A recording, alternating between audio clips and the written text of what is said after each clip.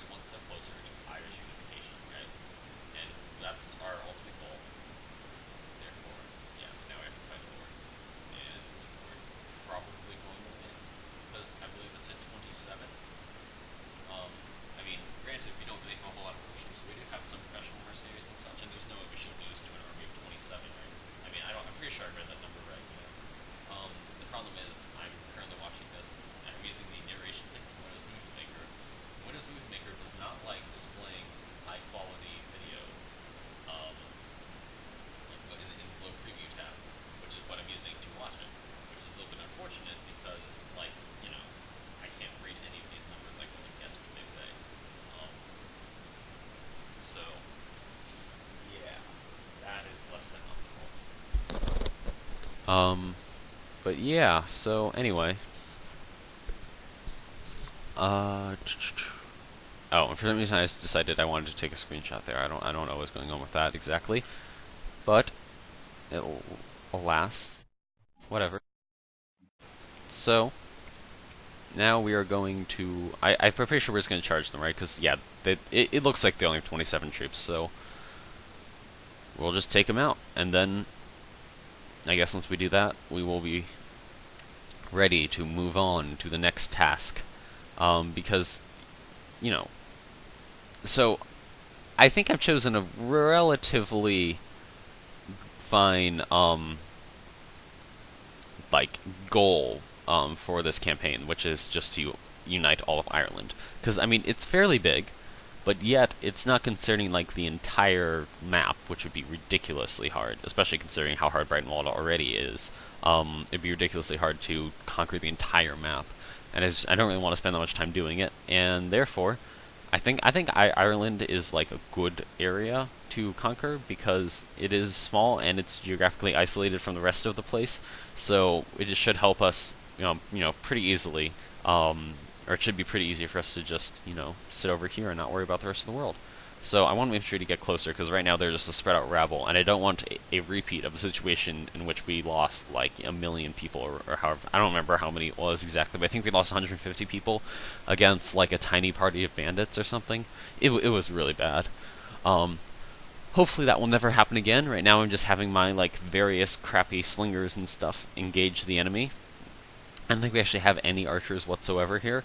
Yeah, we just have a bunch of camp women and stuff, which are actually not bad because they have hand axes, which are actually like super effective, and I would like to get one of those for myself, but don't worry, I won't get one for a very long time. So at any rate,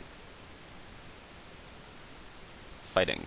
I believe we're good. Yeah, we're probably just gonna charge with infantry now. See if we can't help our people take out these cavalry people here because we really need to take them out.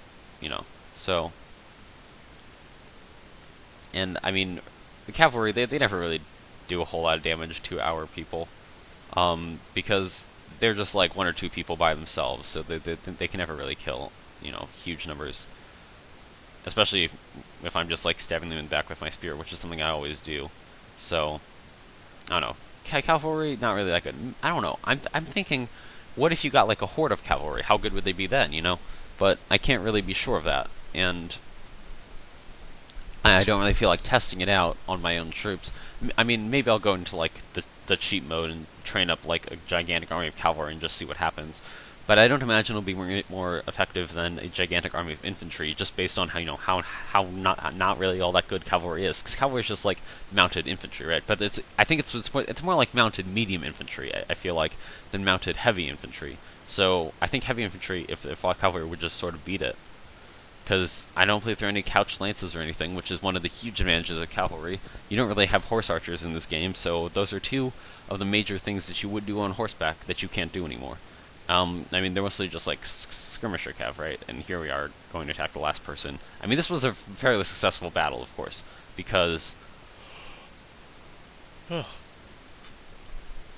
Sorry. Because, we just took them out.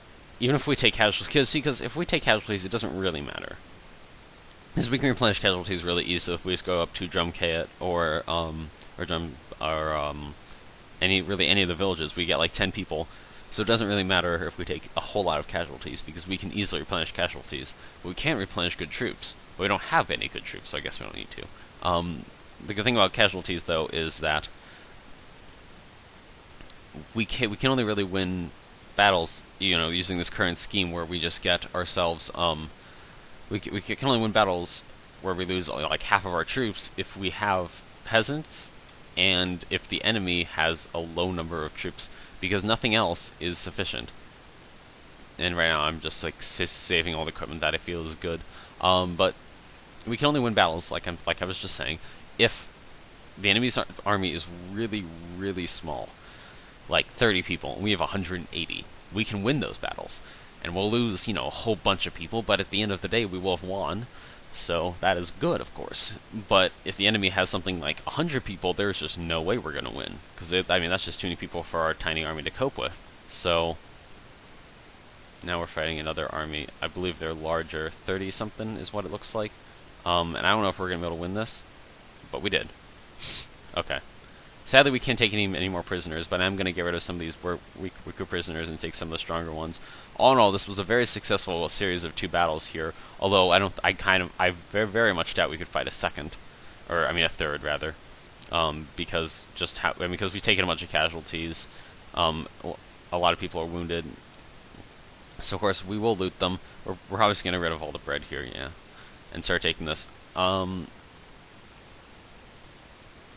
so.